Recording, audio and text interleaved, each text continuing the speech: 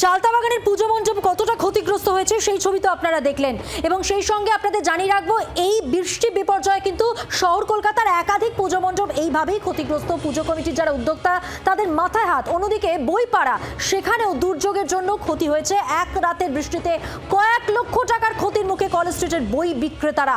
দোকানের মধ্যে ঢুকে গিয়েছে জমা জল, বান্ডিল বান্ডিল বই ফেলে দিতে হচ্ছে বিক্রেতাদের।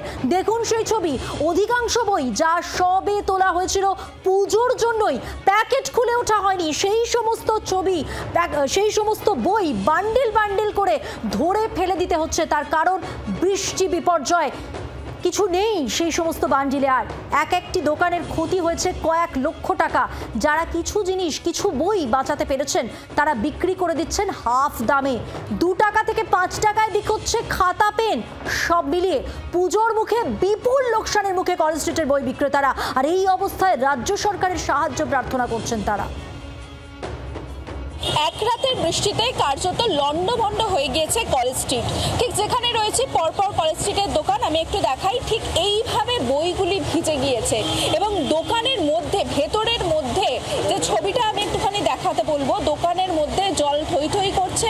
সেখানে প্রায় কয়েক লক্ষ টাকার বই নষ্ট হয়ে গিয়েছে। এবং এভাবেই যারা দোকানদার রয়েছেন, বিক্রেতা যারা রয়েছেন, তাদের এইভাবেই বইগুলি নিয়ে ফেলে দিতে হচ্ছে। এখানে যে বইগুলো জমা হয়েছে সে সমস্ত বই নষ্ট হয়ে গিয়েছে এক রাতের বৃষ্টিতে। এই অবস্থায় রীতিমতো হাহাকার গোটা কলেজ স্ট্রিট জুড়ে। সেই জায়গা থেকে সরকারি সাহায্যের প্রার্থনা করছেন এখানকার বিক্রেতারা। ক্যামেরায় মিন্টু বসাকের সঙ্গে রক্তিমা দাস, জি 24 ঘন্টা, কলকাতা।